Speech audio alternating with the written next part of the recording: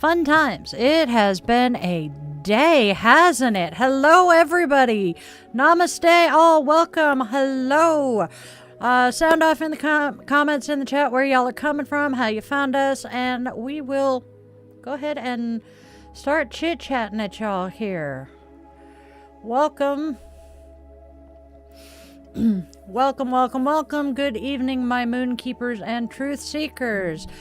Welcome to our first Midnight Mass, where we reflect together, bearing witness to the events shaping our collective soul and our shared future.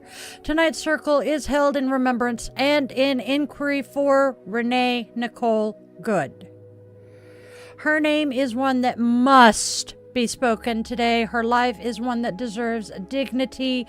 She was taken from this world today. All right, so who was Renee Nicole Good? Well, she was a 37-year-old poet, a writer, a mother, a partner, neighbor, and a voice in her community.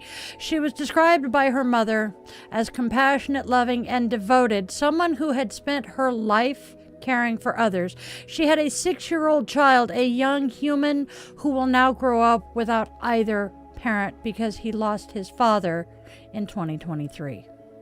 On social media, she described herself in her own words as a poet and writer and wife and mom and shitty guitar strummer from Colorado, experiencing Minneapolis, Minnesota. This, my friends, was a person with a life. She had dreams, a creative heart, friends, family. She was not just a statistic. Early this morning, in Minneapolis, Minnesota, Renee was shot and killed by an ICE agent during a federal immigration enforcement operation.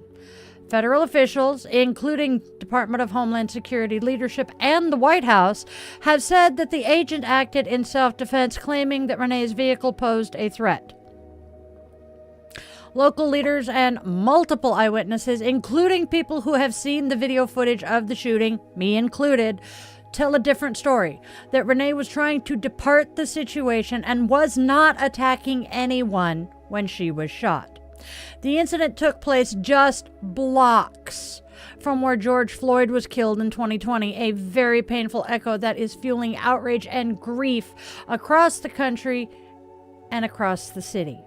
In Minneapolis and beyond, people have taken to the streets, lighting candles, laying flowers, and calling out for justice. I was just before we went live watching another creator's video saying that there are over 10,000 people in Minneapolis alone.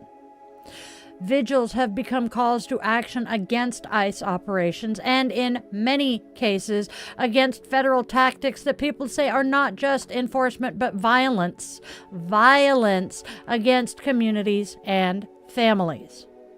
Protests have also rippled out to places like San Fran and other cities where people are chanting 3 words: say her name.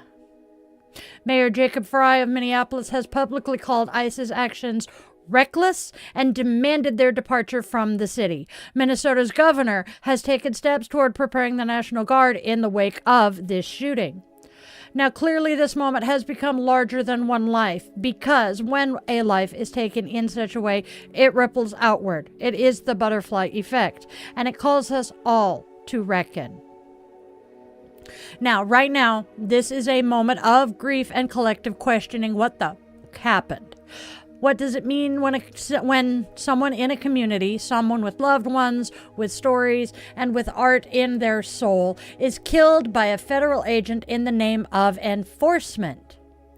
Tonight, let's breathe into the gravity of what it means to value every fucking life, not only in principle, but in practice, in policy, and in how we treat one another as human beings sharing this earth.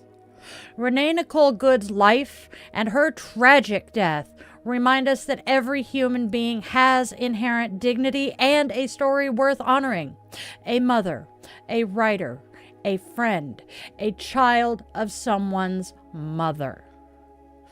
The number of things I share in common with this woman.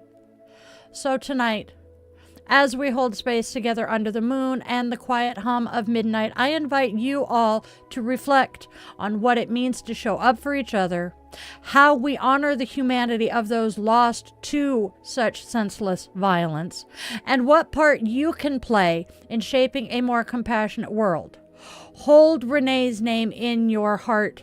Let it be a reminder of the fragility and the sacredness of every human life. May we never forget her story. May we find ways to turn sorrow into resolve, and may love always be our guiding light.